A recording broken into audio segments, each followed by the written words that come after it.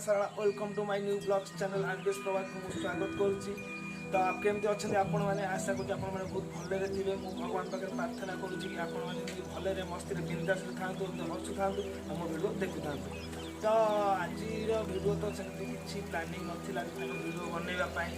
तो ए आसी पहुँचले कि आम राजेश भाई कहले कि चलो गोटे नुआ जगह देखिए बुलवाई। तो आगे बर्तमान से चलीगले से जगह को बर्तमान आम बाहरुचु। तो आसतु आम जगह बुली जगह फाइनाली आम टांकी तेल पकईकि बाहरलु गोटे नुआ जगह देखापी। आउ से जगह नाटा बर्तमान मुझे कहूनी आपण भिडियो सहित जोड़ी होगी था। चलते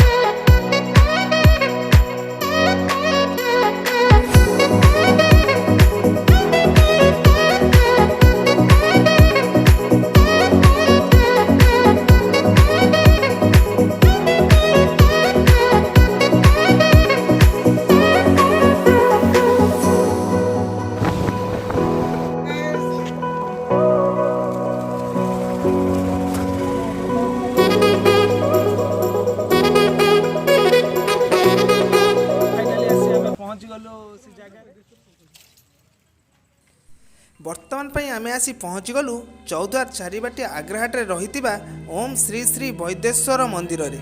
यही मंदिर नाम आपण मैंने जापे यही मंदिर विशेषत्व। यही मंदिरटी कटक रु प्रायतः 15 ରୁ 20 किलोमीटर दूर में अवस्थित। यही मंदिरटी बहु पुरातन एवं प्राकृतिक सौंदर्य भरा। यही मंदिर बहुत किछि विशेषत्व एवं किंवदंती रही।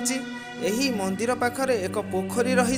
यही पोखरीर पानी केबे भी सुखी न थाए एवं यही पोखरीर पानी काच केन्दु परी सफा होइथिबारु एठिकार लोक माने यही पोखरी रे गाधुआ पाधुआ करती। यही पोखरी रे गाधोइले चर्म रोग भल होई जाय बेली एठिकार लोक विश्वास रही। यही पोखरी रे विभिन्न प्रजातिर एवं रंग बेरंगर माछ माने देखिबाकू मिलंती। यही मंदिर को आसुथिबा भक्त मानकू यह बेस आकृष्ट करिथाए।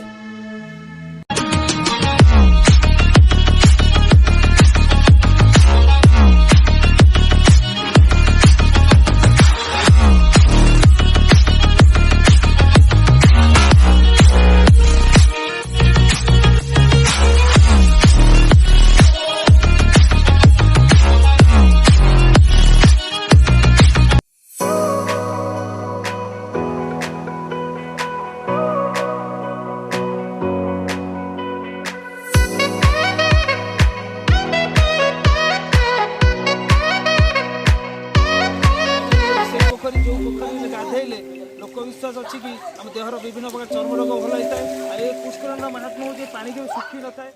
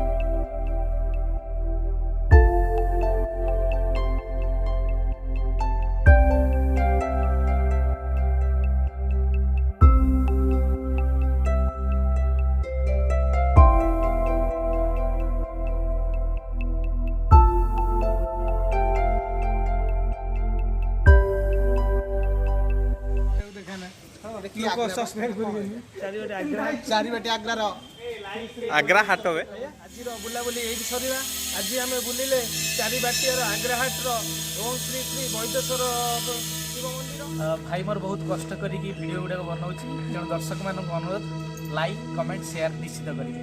जय जगन्नाथ।